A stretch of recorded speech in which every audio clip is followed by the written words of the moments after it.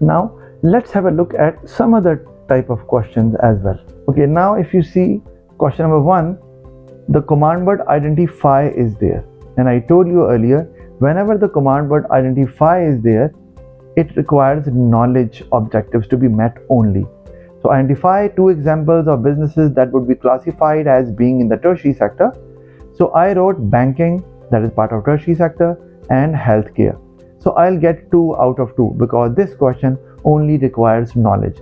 No explanation marks are there. Second question is define public sector. Again, the command word define is there. So this also requires knowledge objective to be met only. So I told you earlier that whenever you are defining, you need to define it in a way that it has to be, the definition must be divided into 2 identifiable parts.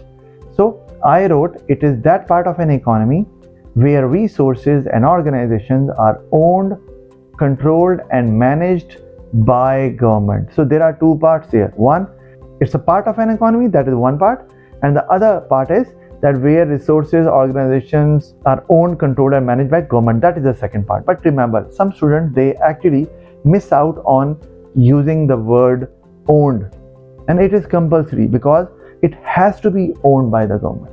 Remember, whenever we talk about public sector. And secondly, they are talking about public sector, they are not talking about public sector business, because some students, they write it is a type of a business or it is a business. It's not a business.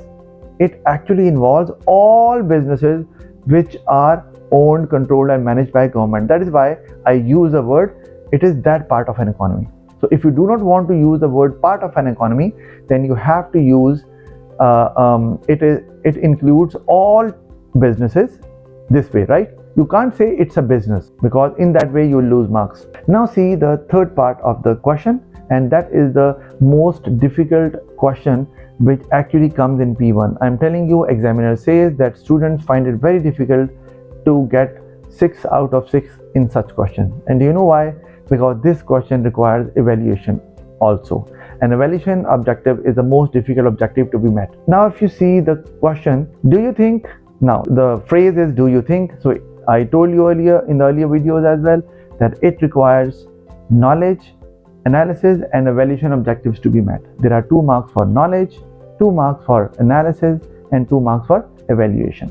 Now the question is, let me read it for you. Do you think that the benefits of expanding the public sector would be greater than the disadvantages in a country? Justify your answer. Now remember, never start by addressing the question. This is not a recommended way, because when you are addressing the question, it means you are into judgment. You are not making a judgment at the start, right? You always evaluate at the end or at the last part of the question. So make a judgment. Of course, first of all, you need to make a ground, and then you will come up with your own opinion and you will make a judgment. That is what we call evaluation, because evaluation needs to be justified. If you just write that I am in favor of this statement or I'm not, you might not get any mark for evaluation at all.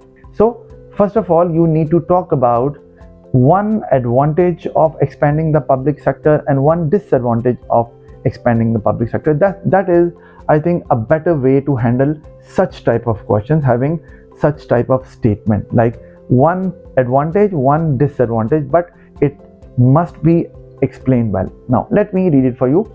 Public sector provides goods and services to everybody regardless of whether they are rich or poor. That is knowledge. I'll get 1 mark.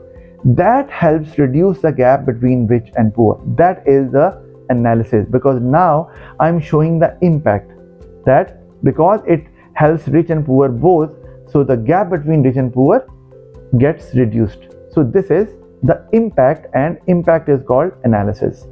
Now however, whenever you are actually talking about the opposite side, that is a disadvantage, so always use the word however, because examiner gets an idea that now you are talking about the other side of the question.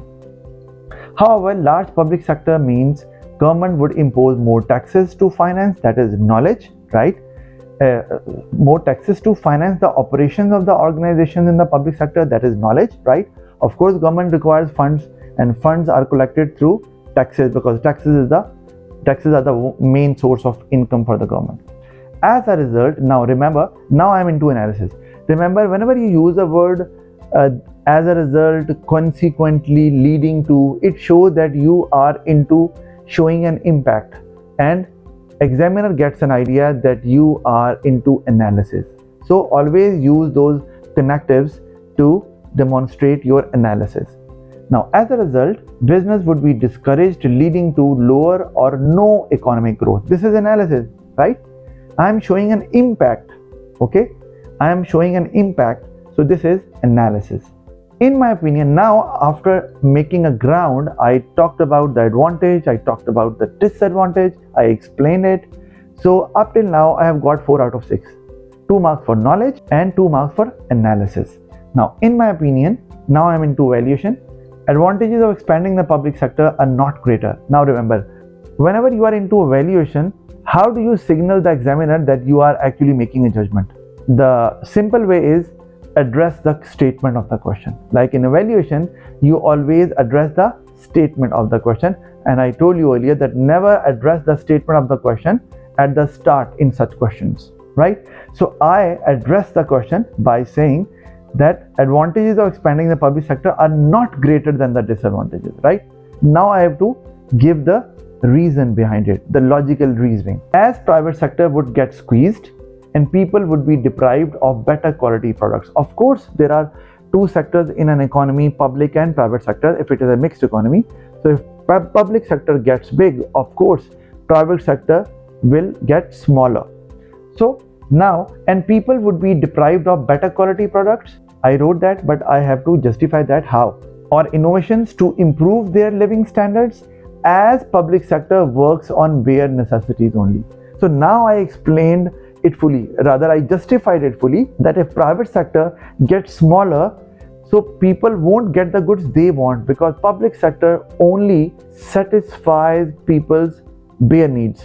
So people who have higher incomes, they won't be able to get their wants satisfied. So this is how I fully justified my opinion, and I will get 6 out of 6 in such questions. So to know more about such questions, do watch my next videos as well.